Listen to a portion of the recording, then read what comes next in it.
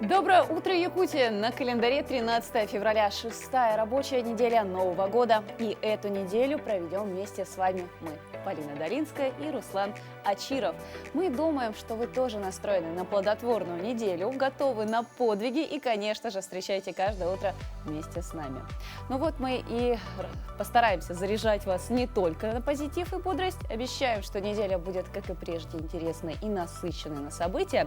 И вот что сегодня мы для вас подготовили в республике. Создаются вот такие интересные проекты, как Федерация спорта для лиц с нарушением интеллекта. Что это может дать и насколько актуальна данная проблема сегодня в регионе? Мы поговорим с общественником и человеком, кому доверили возглавить эту федерацию.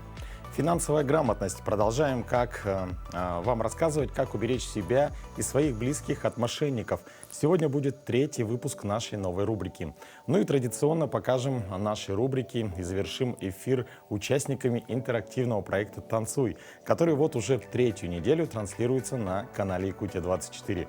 Так что оставайтесь с нами, узнавайте еще более свежие новости на нашем телеграм-канале «Утро Якутии». Ну и не забывайте нам писать по номеру телефона, который вы сейчас видите на своих экранах. Также смело делитесь своими новостями, поздравляйте своих родных и близких памятными датами. Ну а мы будем это зачитывать во время нашего прямого эфира. Напомним, прямой эфир с нашего выпуска идет с 7 утра до 8 часов утра. Ну а пока вы спали, народная мастерица из Верхневилюйска Анастасия Борисова изготовила макет быка холода из пенопласта и вяленой шерсти, а рядом небольшое село. Так отмечают мастерицу, над этой фигуркой она работала 2 недели. А минувшим днем она вытащила свое произведение на улицу и торжественно отломила сразу 2 рога.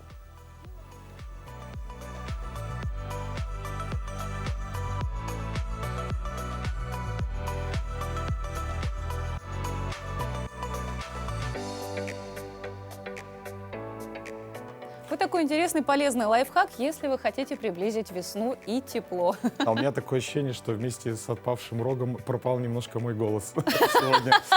Не исключено. Друзья, давайте же узнаем, насколько это был действенный метод, помогла ли нам Анастасия Борисова приблизить потепление, и узнаем, какая же сейчас погода за окном. По данным на 6 часов утра, температура воздуха в центральных районах составила 38-41 градус мороза. В Заречной группе 36-47 со знаком минус.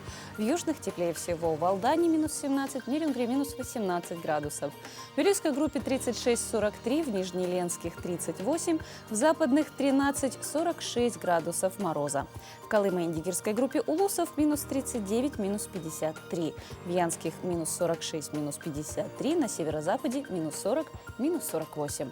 В городе Якутске температура воздуха на 6 часов утра составила 38 градусов мороза. Атмосферное давление 760 миллиметров ртутного столба. Ветер северный дует со скоростью 4 метра в секунду. В течение дня синоптики обещают день без существенных осадков. Ветер северный 2-5 метров в секунду. И днем столбик термометра зафиксирует температуру воздуха на отметке 32-34 градуса ниже 0. А в Москве с хлебом и солью встретили российских спортсменов, вернувшихся с международных соревнований. В числе них и наш земляк Василий Егоров. Напомним, турнир на призы короля Марокко Мухаммеда VI стал первым серьезным международным соревнованием, на которое допустили российских и белорусских спортсменов без ограничений. Очень хороший турнир. 38 стран приняли участие под гимном, под флагом российским. Действительно, результаты очень хорошие, соперники были очень сильные, достойно провели все бои, сказал главный тренер мужской национальной команды России по боксу Виктор Фархутдинов. Я бы тоже встретила с хлебом и солью наших таких именитых спортсменов, потому что, как говорится, от дружбы в спорте к миру на земле. Двигаемся далее. В Якутске сегодня отмечают День народного языка. Праздник учрежден указом первого президента республики Михаилом Николаевым. Дата приурочена ко дню рождения первого якутского лингвиста, ученого-просветителя, демократа, основоположника массовой письменности, автора первых учебников на якутском языке Семена Новгородова. Якутский букварь был выпущен Семеном Андреевичем в 1917 году тиражом 4000 экземпляров и положил начало обучению родному языку в школах.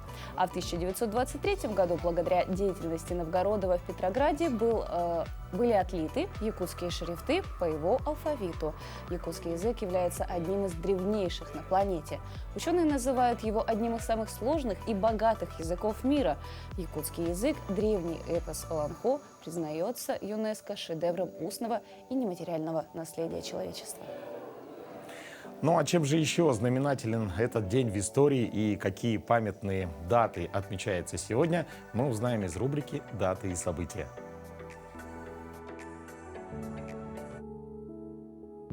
Сегодня отмечается Всемирный день радио, День безумной любви к себе, Международный день шаурмы, День защиты детей в Мьянме и День без негатива и глупых мыслей. По народному календарю сегодня день Никиты Пожарника. В народе Никиту называли хранителем от огня, молний и слишком жаркого солнца.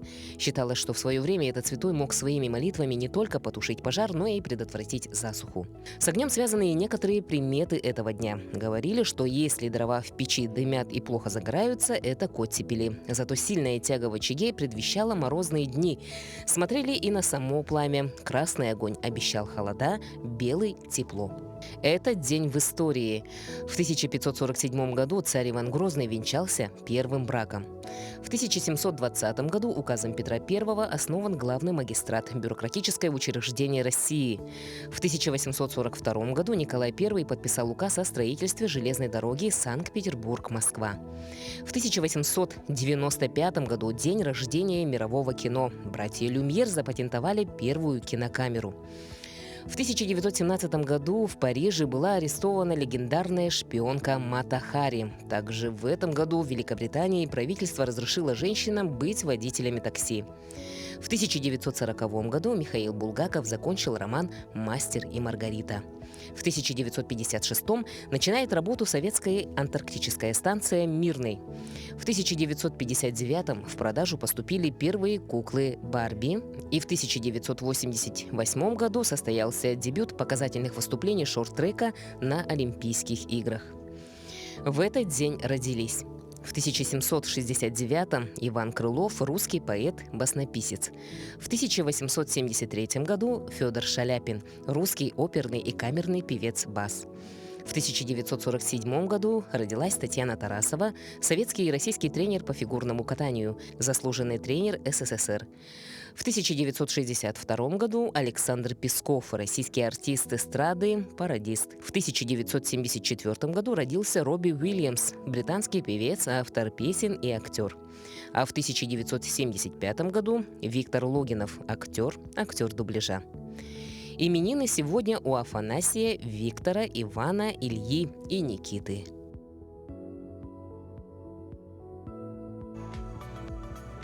В Якутии этот год будет ознаменован тем, что в республике уже в самое ближайшее время будет создана Федерация спорта для лиц с нарушением интеллекта. И сегодня о значимости этой создаваемой федерации, о том, к чему это может привести и что это даст, мы поговорим с нашим гостем. В гостях у нас Гаврил Чемаханов, общественник. Гаврил, доброе утро. Доброе утро. Ребята. Гаврил, скажите, вот почему сегодня созрела такая идея создать подобную федерацию? Вообще на меня вышли. Мы участвовали в нескольких таких проектах, акциях. Я работал в благотворительном фонде «Харасхал». Это предприятие, которое работает на республиканском уровне с детьми с ограниченными возможностями по здоровью. Там я непосредственно познакомился с ребятами данной акции. И сейчас, пообщавшись со специалистами, в основном были тренера и сотрудники организации, мамы были самих детей. Мне рассказали вкратце, над чем предстоит работать. Работа очень интересная, поэтому я охотно взялся за эту работу. Но самое главное — это помощь ребятам в становлении, скажем так, на поприще именно больших спортивных достижений. Особая позиция именно в этом направлении будет работать. И ребята имеют, оказывается, преимущество сейчас, даже не преимущество, а шанс поучаствовать на Паралимпиаде. Поэтому это направление в Якутии будет самое первое для людей с нарушением интеллекта. Поэтому все, что новое, для меня как-то новая нитка повествования, скажем так. Очень насколько это актуально в нашем регионе? И кто может вступить в федерацию? Да, коррекционных школ очень много. Ну и ребят сейчас определенное количество не смогу назвать, но очень много. Поэтому здесь предстоит со всеми познакомиться. Есть ряд спортсменов, которые уже подают оптимальные какие-то высокие показатели, поэтому надо будет работать. В основном моя работа будет заключаться в том, чтобы находить для ребят спонсоров для выездов, какие-то организационные моменты, юридические, возможно, сбор документов, специальных документов, пакетов и сопровождение этих ребят на вот таком аспекте. И кто может стать участником этой федерации? Ну, ребята, которые имеют вот, непосредственно такую нозологию, диагноз именно по нарушению. Я в прошлый раз участвовал в акции, там были ребята с синдромом Дауна и аутизма. Вот, и у нас были такие фотосессии, мы фотографировались.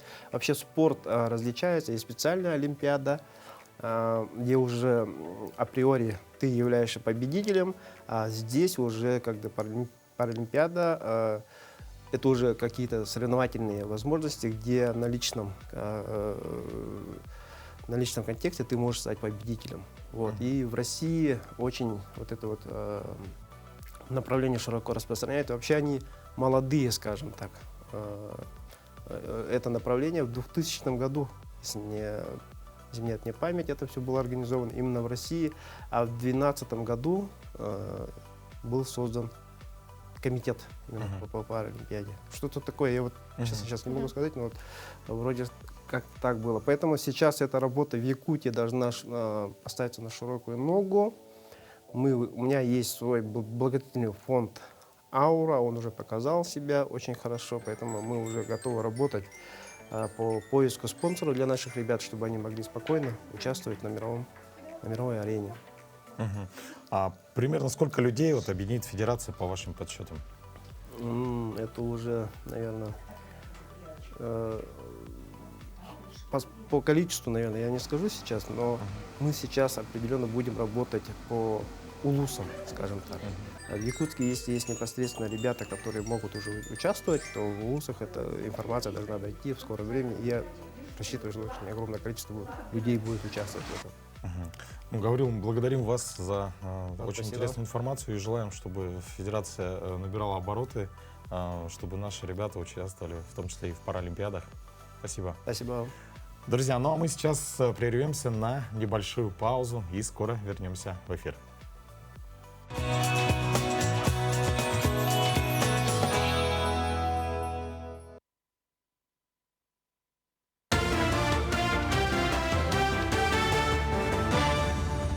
Вы смотрите новости. Доброе утро. Президент страны Владимир Путин обратится с посланием к Федеральному собранию 21 февраля. Об этом сообщил пресс-секретарь главы государства Дмитрий Песков. По словам представителя Кремля, обращение пройдет в гостином дворе, куда также будут приглашены участники специальной военной операции. Президент в послании сделает акцент на текущей ситуации, включая спецоперацию, экономику и социальные вопросы.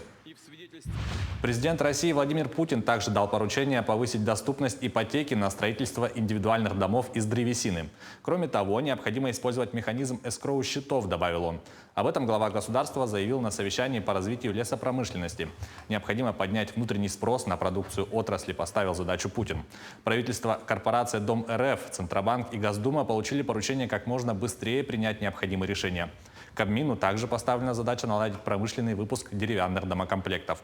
По словам президента, хорошие перспективы для деревянных домов есть в расселении аварийного жилья, в создании фельдшерско-акушерских пунктов и других социальных объектов. Врачи Республиканского центра мобильных бригад приняли 199 жителей Майорского национального наслега Абыйского района в рамках выездной работы. Прием в селе Куберганя с населением 364 человека все еще продолжается. Специалисты планируют охватить все население наслега. Врачи приехали в рамках проекта новой модели первичной специализированной медпомощи в арктической зоне, запущенной в Якутии по инициативе главы республики Айсена Николаева. Население осматривают терапевт, педиатр, акушер-гинеколог, а также кардиолог, невролог, эндокринолог, врач ультразвуковой диагностики, пульмонолог, оториноларинголог и офтальмолог. Мобильные доктора также будут работать в селах Сеганнах, Дёску, Абый, Ткенкёль, Сутроха и в поселке Белая гора. Передвижная телевизионная система НВК «Саха» будет работать на трансляциях вторых зимних международных спортивных игр «Дети Азии».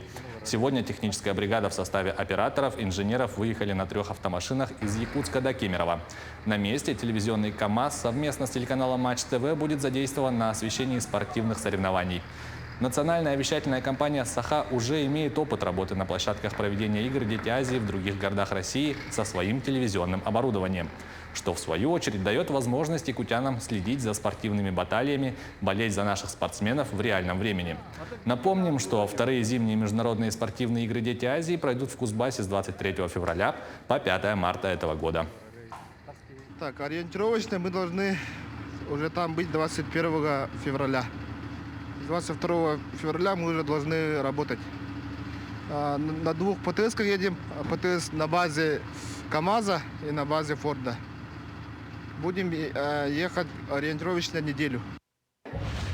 Ежегодно 13 февраля в Якутии отмечается День родного языка и письменности. Праздник учрежден указом первого президента республики Михаила Николаева. Дата приурочена ко дню рождения первого якутского лингвиста, ученого, просветителя, демократа, основоположника массовой письменности, а также автора первых учебников на якутском языке Семена Новгородова. Якутский букварь был выпущен Семеном Андреевичем в 1917 году тиражом 4000 экземпляров и положил начало обучению родному языку в школах. Уже в 1923 году, благодаря деятельности Новгородова, в Петрограде были отлиты якутские шрифты по его алфавиту. Якутяне напишут диктант на якутском языке 18 февраля. Акция пройдет в очном и онлайн форматах. Просветительская акция «Сахалы диктант» пройдет в Национальной библиотеке Якутии. В этом году мероприятие посвящено 125-летию со дня рождения писателя и поэта, лингвиста, тюрколога, общественного деятеля Гаврила Баешева Алтан-Сарын. Диктант пройдет на 4 площадках библиотеки. Текст на якутском языке зачитают преподаватели Института языков и культуры народов Северо-Востока Российской Федерации СВФУ. Также в этот день с 12 часов диктант пройдет и в онлайн-формате.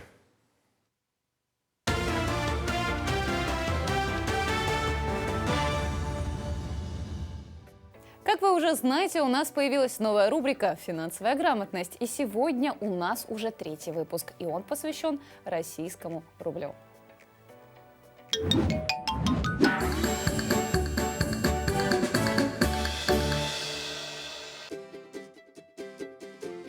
Папа с работы пришел. Папа, Белла не передает мне машинку за конфету. А мама нам говорила, что в магазине надо платить рублями.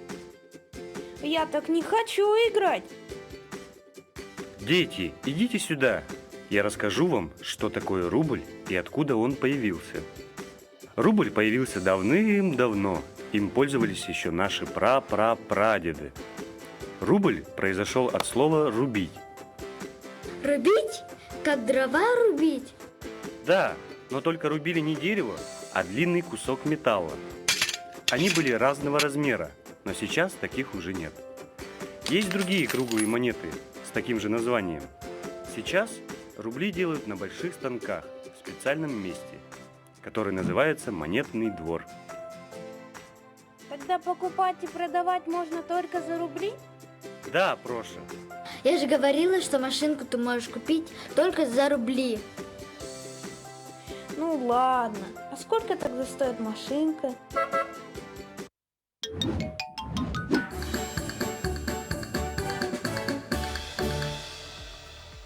Ну а сейчас мы перейдем к насущным проблемам. Так, мошенники придумали новый способ обмана людей. Так, на улицах, в подъездах, на парковках стали появляться объявления с обещаниями помочь в оформлении социальных выплат. Достаточно отсканировать предложенный QR-код, который переведет в специальный чат-бот в мессенджере.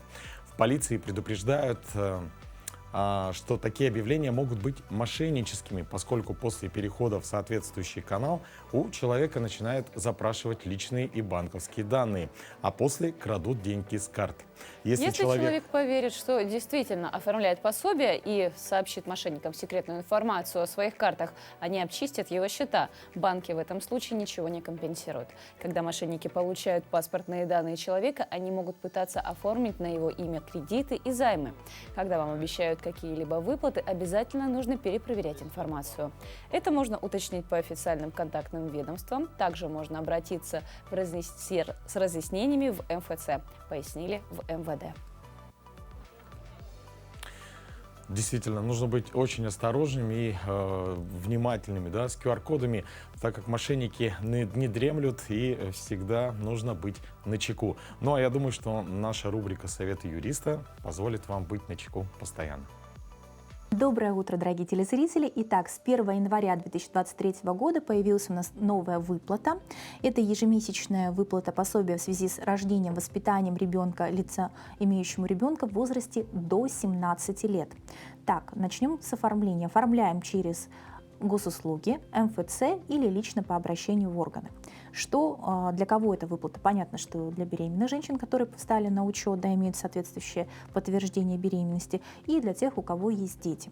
Обязательно, чтобы дети были зарегистрированы на территории Российской Федерации, вы являлись гражданином Российской Федерации, и дальше размер ежемесячного пособия с учетом положения заявителя и членов его семьи и причины отсутствия дохода. То есть особенно обращаем на это внимание, потому что учитываются жилые, нежилые помещения, да, то есть именно материальное положение граждан при назначении данного пособия, оно учитывается. Заметим, что пособие не отменяет другие выплаты, то есть если была назначена ежемесячная выплата, несмотря на отказ в данном пособии, предыдущая выплата не отменяется.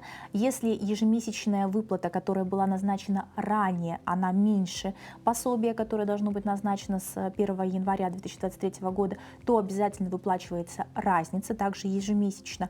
Если вы были получателем данного пособия по беременности, то, соответственно, назначается дальше пособие, уже продолжает выплачиваться в те же сроки уже при рождении ребенка. Да? Что касается с момента рождения ребенка, там, если вы подали в течение 6 месяцев после рождения, то оно выплачивается с даты рождения ребенка. Если позже 6 месяцев, то выплачивается с момента получения данного заявления о выплате данного пособия. Так, что касается размера, то есть в 50% прожиточного минимума, если доход семьи не превышает прожиточного минимума на душу населения, устанавливается в субъектах Российской Федерации, да, на каждого ребенка выплачивается 75%. Если при выплате 50% пособия, да, от размера до ежемесячного минимума, да, который должен получать гражданин в субъекте Российской Федерации, то выплачивается в размере 75% и 100%. Если даже при выплате 70% от прожиточного минимума, получается, доход семьи не превышает установленные требования. Вот, поэтому внимательно относимся к размеру. Если перерасчет происходит прожиточного минимума в субъекте Российской Федерации, обращаться за перерасчетом пособия нет необходимости, оно перерасчитывается автоматически. Да? Ну вот это основные требования, которые нужно знать. Напоминаем, что у нас НДФЛ данные выплаты не облагаются, и также доход мобилизованных граждан не будет учитываться при расчете среднедушевого дохода семьи для назначения ежемесячного пособия в связи с рождением и воспитанием ребенка. По постановлению правительства от 29 декабря 2022 года доход мобилизованных не учитывается. Тоже имейте в виду, если будет ошибочно как-то учитан доход мобилизованного гражданина, нужно будет обратиться с заявлением, что вот он мобилизован, представить дополнительные документы, подтверждающие эти данные.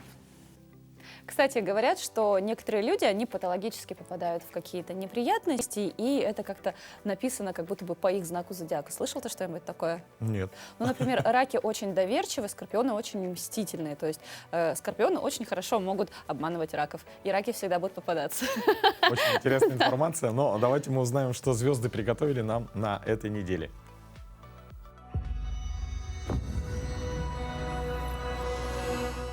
Овны. Овнам в самом начале недели не рекомендуется посещать вечеринки, бары и клубы. В это время, возможно, потребуется внести коррективы в некоторые ваши планы. Период с четверга по воскресенье пройдет благополучно. Это хорошее время для проведения расследований, изучения таинственных и загадочных явлений. Могут усилиться экстрасенсорные способности. Вам будут сниться вещи сны. Тельцы.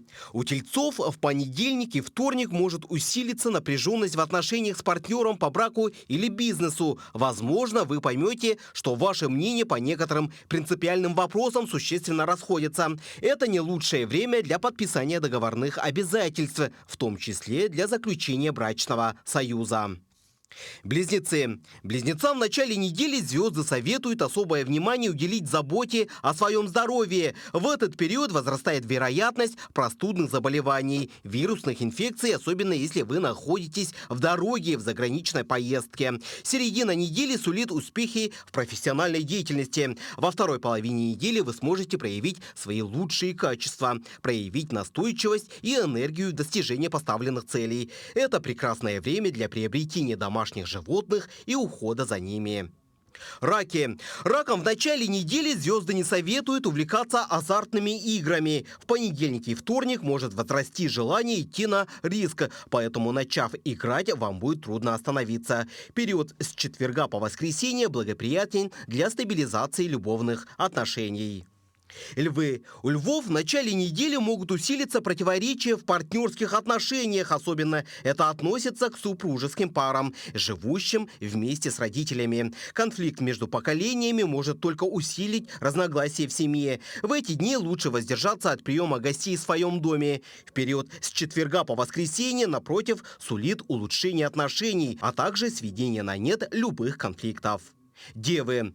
Девам в начале недели звезды советуют не относиться халатно к своему здоровью, поскольку в это время организм может быть ослаблен. Одевайтесь по погоде, не допускайте переохлаждений и соблюдайте правила профилактики. Не следует в начале недели засиживаться допоздна на работе. Берегите силы. С четверга по воскресенье девам, состоящим в браке, рекомендуется уступить инициативу в делах своим партнерам. Весы. Весам в начале недели звезды не советуют тратить много денег на подарки. Если у вас есть любимый человек и вы хотели бы сделать ему подарок ко дню Святого Валентина, не стоит торопиться. Совершенные в понедельник или вторник покупки вряд ли будут удачными. Между тем, уже начиная со среды, наступает прекрасный период для шопинга. Скорпионы. В начале недели звезды не советуют скорпионам вступать в споры с представителями старшего поколения, особенно с родителями. Старайтесь быть терпимее и тактичнее, даже если что-то не нравится. Начиная со среды, астрологическое влияние будет более гармоничными. Это удачные дни для творческой реализации личности, занятий живописью или спортом.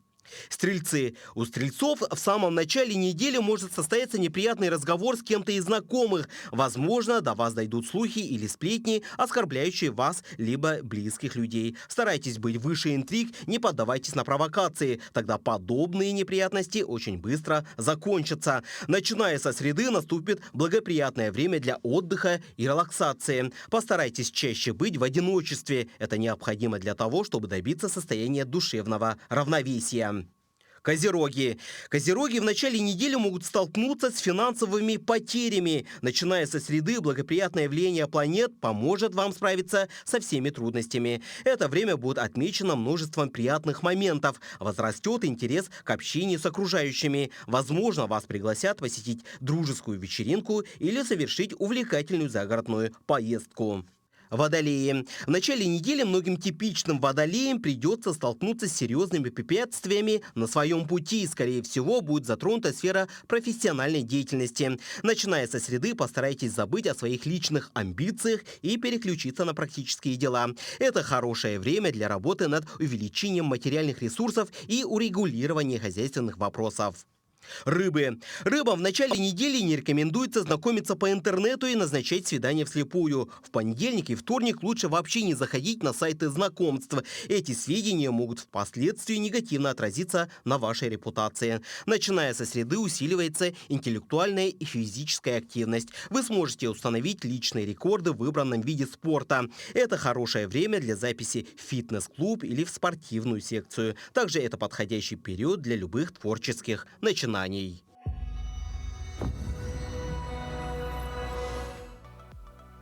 Ну а самое главное событие, это, конечно, у нас то, что рок у быка холода наконец-то отвалился, и чуть-чуть отошли вот эти страшные сильные морозы. Ну, будем надеяться, что они продолжат, температура у нас будет повышаться, с каждым днем будет становиться все теплее и теплее. Ну и самое время, конечно же, мы же все с нетерпением ждем весну, потому что весна — это такое время, когда можно снять ватники, 10 перчаток, 100 шарфов, хочется что-то красивое, что-то необычное. И я всем девушкам, да и парням тоже советую к этому переходу, к этому сезону, конечно же, подготовиться. Больше ярких красок добавить в свой гардероб, и тогда и настроение будет отличным. Доброе утро, дорогие друзья! С вами я, стилист Бронислава Мэй. Сегодня мы поговорим с вами о том, как правильно компоновать капсулу. Гардеробная капсула – это набор вещей, которые легко можно сочетать друг с другом. Именно из них вы сможете составить максимальное количество образов и каждый день выглядеть по-разному. Основное правило гардеробной капсулы – это правильное составление количества вещей.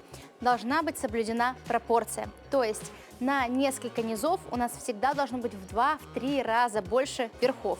Это очень удобно, и тогда ваша визуальная зона всегда будет выглядеть красиво. Мы выбрали необычную капсулу, эта капсула очень яркая и сочная. Именно она подарит нам с вами весеннее настроение.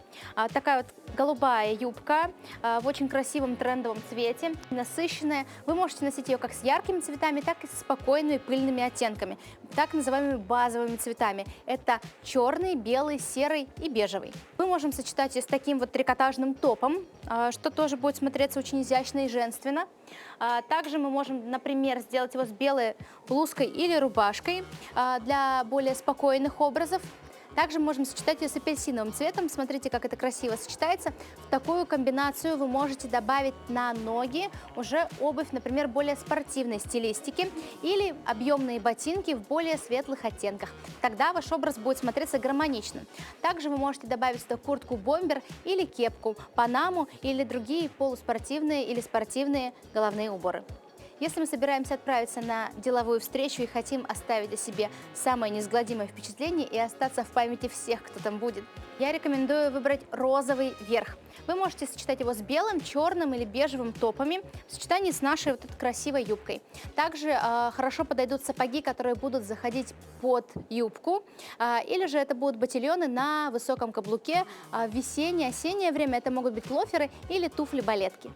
Сильная сторона капсулы в том, что все вещи идеально друг с другом сочетаются. Мы выбираем такие зеленые травяного оттенка брюки, прямые. Они выполнены в классическом стиле, но мы будем сочетать их как в спортивной стилистике, так и в более сдержанной. Например, сочетая со свитшотом данные брюки, мы получаем такой расслабленный образ. Здесь можно будет добавить на свитшот, например, ремень для того, чтобы подчеркнуть талию. Также на свитшот мы можем добавить пиджак. Во-первых, это будет смотреться стильно, а многослойный образ всегда вытягивает силуэт. Одно из самых необычных, но стильных сочетаний – это зеленый и розовый. В таком образе вы точно будете выглядеть неотразимо. Сочетаем с белой рубашкой и придаем образу сдержанности. Так можно будет отправиться на деловую встречу для девушек, которые работают в креативной индустрии. Отлично подойдет для дизайнеров, стилистов, даже для учителей, которые хотят полюбиться своим ученикам. Базовое платье в гардеробе каждой девушки совершенно индивидуально. Кому-то подойдет маленькое черное, кому-то платье в горошек, а для кого-то подойдет такое замечательное нежное кремовое платье. Именно такое можно выбрать как основу в своем гардеробе. Сочетать вы можете его не только с бежевыми оттенками, коричневыми и серыми. Также хорошо данное платье будет смотреться с яркими цветами. Также данное платье вы можете сочетать со свитшотом, комбинируя с кроссовками или кедами, или сапогами, которые будут заходить под платье, например, в черном цвете, дополняя вот таким вот контрастным темным ремнем. Также вы можете выбрать другой ремень, например, плетеный, в более спортивном стиле, что тоже будет смотреться здорово. Данное платье на то и базовое, чтобы сочетаться с совершенно разными стилями и гармонично смотреться в любом гардеробе. Также данное платье хорошо сочетается с данным пиджаком. Смотрите, какой получился романтичный, нежный и женственный образ. Данный образ вы можете дополнить аксессуарами из золотого металла или же различными туфлями, например, черными лодочками или светлыми лодочками, в зависимости от цвета ваших колготок. Такой образ отлично подойдет для театра или встречи с подругами, а может быть даже для свидания, ведь скоро 14 февраля. При составлении капсулы обязательно нужно обратить внимание на те цвета, которые вы подбираете. В капсуле может присутствовать 4, 5 и более цветов, но очень важно при этом обязательно добавлять туда нейтральные оттенки и цвета – бежевый, черный, серый и белый. Именно эти цвета помогут склеить ваши образы и сделать их до конца гармоничными и не ляпистыми. Поэтому обязательно комбинируйте свой гардероб и подбирайте его в соответствии с вашим образом жизни. Выбирайте большее количество цветов для того, чтобы ваша жизнь была ярче, а ваше настроение всегда было на высоте. Ну скажи, действительно, вот такие насыщенные оттенки, они повышают настроение. Ты себя иначе чувствуешь, нежели если бы ты пришел бы там в черном или каком-то сером. Добавил что-то такого яркого, какого-нибудь стильного там пиджачка? Я вообще завидую, вот, кто живет в теплых краях, да, там гардероб особо, ну, от времени года, может, и не меняется, может, чуть-чуть. Это у нас, например, есть гардероб для зимы, есть для очень холодной зимы, да. Вот. Я, кстати, из-за этого, ну, то, что вот не хватает красок, вот в прошлом году взял себе желтый пуховик. То есть, ну, такой яркий, не ну как это обычно здорово. черный, да, то есть. Я себе однажды купила фиолетовую шубу. Да, не сказать, чтобы мое настроение повысилось, когда на меня вот так пальцами практически любой прохожий тыкал. Но, мне кажется, людям понравилось, их настроение было хорошим. Я, в общем, за чужие настроения отвечала.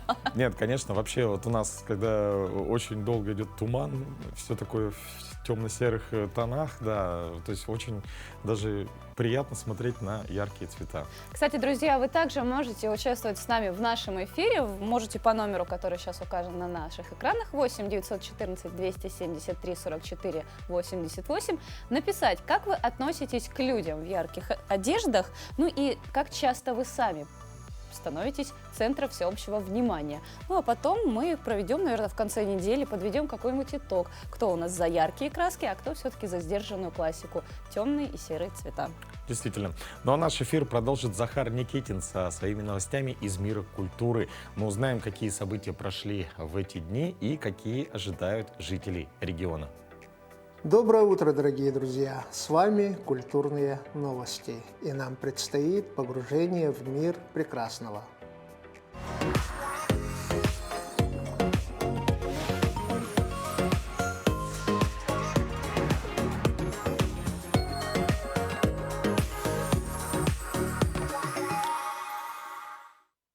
Художественный фильм «Любовью Борисовой. Не хороните меня без Ивана» награжден специальным призом жюри кинофестиваля стран Шанхайской организации сотрудничества, который проходил в городе Мумбаи в Индии.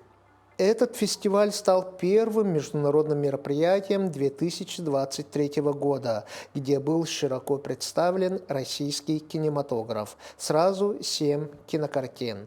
В конкурсной программе также приняли участие фильмы из Узбекистана, Таджикистана, Казахстана, Кыргызстана, Индии и Китая. Музей имени Емельяна Ярославского приглашает на выставку «Город Якутск. Вехи истории», посвященную Якутску и его историческим эпохам от времен основания города и до заката СССР.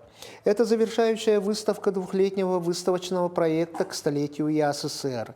Посетители смогут посмотреть электронные фотоальбомы с видами дореволюционного и советского Якутска, послушать воспоминания краеведа Попова, монаха Макария, чиновника Щукина, писателя Гончарова и старожила советского Якутска Цуревецкого с помощью своих смартфонов и QR-кодов, размещенных в экспозиции.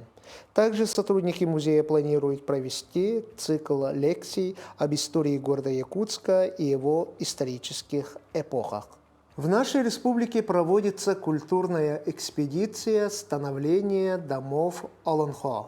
В ходе ее бригады из коллектива Института геокультурного развития и театра Олонхо с 1 по 8 февраля побывает в Сунтарском, Нюрбинском, Верхневилюйском и Вилюйском улусах. В программе экспедиции «Алгыс» в исполнении артистов театра Олонхо, диалог-платформа «Единая система домов Олонхо», мастер-классы по игре Кылкырымпа и по исполнению Тоюка, игре на хомусе, выставки, открытие улусных филиалов ассоциации Итчат Олонхо и другое. Также пройдут спектакли театра Олонхо. Кыздебелие, Оюнтюле и Джоргостой Береген. В Национальном художественном музее Якутии в 2023 году будет представлена специальная экспозиция «Русский авангард» из собрания Приморской государственной картинной галереи. Соответствующее решение принято по итогам рабочей встречи председателя правительства Якутии Андрея Тарасенко с директором Приморской картинной галереи Аленой Доценко. В экспозиции «Русский авангард» будут представлены картины Кандинского и произведения представителей известного творческого объединения у рубежа XIX и начала XX века «Бубновый валет». В Якутском музее имени Ярославского открылась персональная выставка иконописца из народа Саха, члена Союза художников России, члена Международной федерации художников при ЮНЕСКО Ирины Тимофеевой «Славим Рождество Твое на земле Олонхо». Стаж работы Ирины Тимофеевой в иконописи составляет 33 года. За это время она написала более 100 икон. Ее работы находятся в православных храмах России и за рубежом. Выставка работает до конца февраля месяца. На этом наш выпуск подходит к концу. До новых встреч!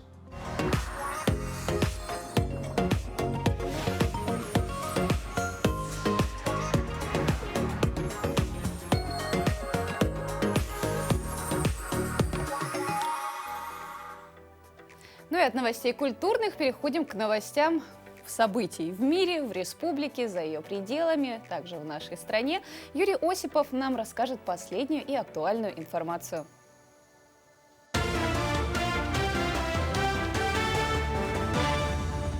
Вы смотрите новости. Доброе утро. Спрос на золотые слитки в России в 2022 году увеличился в 5 раз. Золото стало альтернативой, когда валютные резервы оказались заблокированы Западом. Россия стала 4-й среди глобальных лидеров по объемам золотовалютных запасов. Весной Банк России ограничил покупку иностранной валюты. В то же время президент Владимир Путин подписал закон об отмене НДС при покупке золотых слитков гражданами. Создавшиеся условия спровоцировали спрос на металл. Центробанк отказался от скупки золота у банков, которую возобновил меньше месяца назад. Однако данные Всемирного совета по золоту фиксируют 2% спрос на золото со стороны россиян, тогда как у лидера Китая он составляет 19%. Путин поручил начать расселение аварийного жилья в деревянные дома. Уже в нынешнем году необходимо начать использовать деревянные дома для расселения аварийного жилья. Такую задачу поставил президент России Владимир Путин на совещании по развитию лесопромышленной отрасли. Уже в текущем году надо задействовать малоэтажные деревянные дома заводского изготовления в программе расселения аварийного жилья, заявил глава государства. По оценке российского лидера, для целого ряда регионов это может стать эффективным решением. В Госдуму внесен законопроект о бесплатных парковках для ветеранов боевых действий. Мера предложена в отношении всех, без исключения лиц, имеющих статус ветерана боевых действий и собственный транспорт. Им предлагается дать возможность бесплатно занимать парковочные места в городах России, где присутствует система платных парковок. Каршеринга законопроект тоже касается. Льготу предложено предоставить и родственникам ветеранов, и лицам, осуществляющим их перевозку. Границы морского порта поселка Тикси в Булунском районе расширят в рамках модернизации, которые проведут сразу по нескольким направлениям. Помимо реконструкции объекта, проект также включает в себя создание нового глубоководного терминала в Найбе и строительство пассажирского терминала в районе Ниелова для выполнения социально значимых перевозок и развития круизного туризма. Об этом сообщил председатель правительства Якутии Андрей Тарасенко во время отчета в Булунском районе. В школьной системе Мирнинского района хотят создать более 1000 дополнительных мест, чтобы все дети смогли учиться в одну смену. Вопрос депутаты обсудили во время очередной районной сессии. Сегодня из 17 районных школ в одну смену работают 8, в остальных учебный процесс идет в 2 смены. К 2025 году в Мирнинском районе планируют построить школу на 990 мест и школу-интернат на 130. Рассматривают и стройку образовательного учреждения в Сюльдюкаре. Специальный автобус для собак в американском штате Аляска очаровывает не только местных жителей, но и пользователей интернета по всему миру. Примечательно, что собаки садятся в машину на отведенные им места. Занятия с четвероногими проводятся в целях дрессировки, пишет Блик.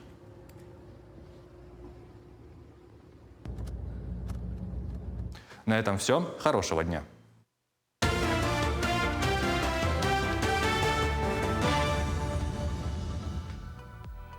Вчера, 12 февраля, прошел очередной выпуск телепроекта «Танцуй на Якутия-24». Напомним, на прошлой неделе у нас в студии были конкурсанты проекта, а сегодня у нас в гостях приглашенные члены жюри. И именно они оценивают конкурсную программу участников и дают им шанс стать ближе к победе. Напомним, по правилам проекта каждую неделю участников оценивают новые члены жюри, они меняются, что тоже дает свою интригу к проекту. Минувшим вечером среди приглашенных членов жюри были такие замечательные люди, как известный российский блогер, общественник Игорь Ермаков, Эркин Питерский, якут. Доброе утро. Здравствуйте. Так все-таки как Игорь или Эркин? Да. Ну, Эркин мне уже привычнее здесь, в Якутии, да. Здесь уже друзья меня называют Эркин, то есть имя Игорь я даже практически не слышу. Поэтому, ну, это стало моим вторым именем. Отлично. Вот так вот, Эркин, как вы отреагировали на приглашение поучаствовать в проекте в качестве члена жюри? Ну, я, если честно, не смотрел этот проект. Ну, я слышал краем уха, что он существует. И меня изначально позвали как-то, ну, еще до этого мне писали, ну, там у меня не получилось. И я обрадовался, когда, оказывается, меня еще пригласили через неделю. То есть, ну, возможность еще появилась. И, конечно, я вот смотрел шоу «Танцы» на ТНТ, если так вот брать, да, вот, которые, ну, многие там по России, да, знают. И, конечно же, смотришь взглядом зрителя со стороны. И вот оказаться внутри, потому что здесь, это, ну, вот, посмотрев вчера все это, я понял, что по качеству вообще, ну, не уступает. Очень здорово. Я не знал, что меня ждет, и когда пришел, вот, я погрузился вот изнутри в этот процесс. Это вообще было классно. Переживал за то, что мне придется оценивать людей. Я всегда не завидовал жюри, потому что им приходится не только хвалить, но и критиковать. То есть тут, получается, участник один непрофессионал, другой профессионал. И, по сути, понимаешь, что как бы непрофессионалу идеально танцевать, это, ну, невозможно, наверное, так вот, ну, очень сложно, я бы сказал так, да, смотря какие там у человека таланты. А я так как не умею как бы кривить душой и, ну, говорить неправду, да, ну, и, то есть если человек, я переживал, что там, допустим, кто-то что-то не получится, ну, сложно человеку в лицо сказать, что что-то у него не получилось. Ну, в принципе, у ребят были положительные стороны и отрицательные у всех, каждый танец отличался. Мне это очень понравилось. То есть я потом, после второго-третьего танца, я уже расслабился, сначала переживал, как что говорить, как начать. Ну, у меня нет опыта такого, тем более прямой эфир. А потом уже как-то вошел в азарт, у меня такой уже интересно, каждый танец отличается от предыдущего, есть что сказать. Как многие оценивали вы очень хорошо, даже практически профессионально. То есть вы где-то акцентировали внимание на хореографических мелочах. Вы в прошлом танцевали, вот откуда у вас такие познания? Или это все-таки насмотренность? Наверное, да. Не, ну я ходил на бальные танцы, но это было в юности совсем, там, с 5 лет там, до 7, до 8. Я даже не помню сколько, думал, что 5 лет ходил, оказывается, папа говорит, ты года 3 ходил, ну, не помню. Ну, бальными танцами позанимался чуть-чуть.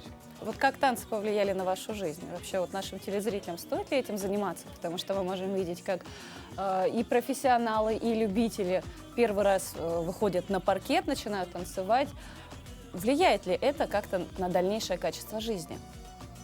Ну, во-первых, это вообще что-то новое пробовать, это всегда влияет на качество твоей жизни. Ты открываешь себе такие стороны, в которых ты даже не подозревал. Даже то, что моя сейчас новая деятельность, съемка, вот я сейчас делаю фильм, например, да, скажи мне там 3 года назад, что ты сделаешь, уже один фильм есть, и ты сделаешь второй, я даже не знаю, как он получится.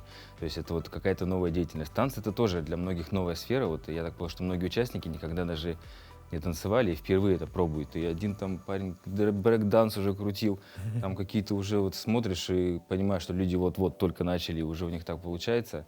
В любом случае, ну, открыть что-то новое в себе — это всегда здорово. А я считаю, что в каждом человеке есть очень много талантов скрытых.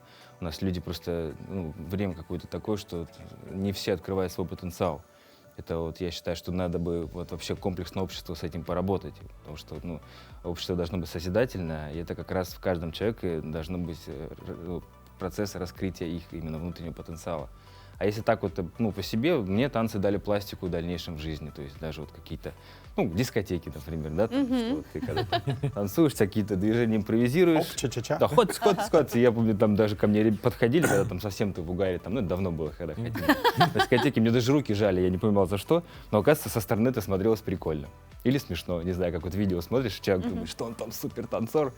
На самом деле это просто его снимают, чтобы поржать. Ну, в любом случае ты как бы удовольствие получаешь от жизни, даже И танец. это раскрепощает еще. Да, в том числе. Да, в целом, ну, допустим, когда ребенок, да, мне кажется, главное, чтобы, ну, ребенок был чем-то занят, да.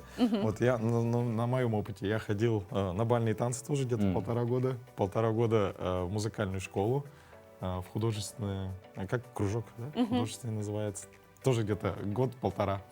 Вот. Ну, все это что-то дает такое. Да. в жизни. Это всегда остается на всю жизнь. Оставляет какие-то следы. А вообще в целом, как проект, вот, твои впечатления? Ну, я сейчас о целом проекте не могу сказать, это я вчера только с ним, честно, познакомился. Ну, я вообще сейчас только фильм делаю, я мало что смотрю, как бы не отвлекаясь ни на что. Фильм — это про вашу поездку на Бенетто, да, вот «Кочевники Ледовитого океана», его уже рабочее название. То есть я сделал первую часть, но сделал ее так, как умел, а до этого я никогда не делал. То есть я сейчас уже смотрю, это не профессиональное кино, ну, и учитывая, что я один это все делаю. Сейчас я делаю, опять же, один, и монтаж, и озвучка, и текст, и цветокоррекция, саунд-дизайн, вот это все вместе, вот я сам, ну, ты как монтажер, я знаю, ты тоже в этом, как бы, очень хорошо эту кухню знаешь. Непростой процесс. Вот с октября, я вот плотно начал с октября, вот уже прошло 4 почти месяца, ну, я еще не знаю, где-то на серединке, может быть, чуть больше, но работы еще очень много. Так это... Но мы тоже, получается, с одной интересной темы, с проекта «Танцуй» перешли на не менее интересную информацию. Расскажи про вашу поездку. Это же достаточно такая серьезная поездка была, которая долго готовилась. Да, спасибо, что вот тоже, помимо танцев, потому что для меня сейчас это такой, как бы, период жизни, которым я живу. И, в принципе, вот идейный вдохновитель, создатель этого всего, это Находкин Николай Александрович.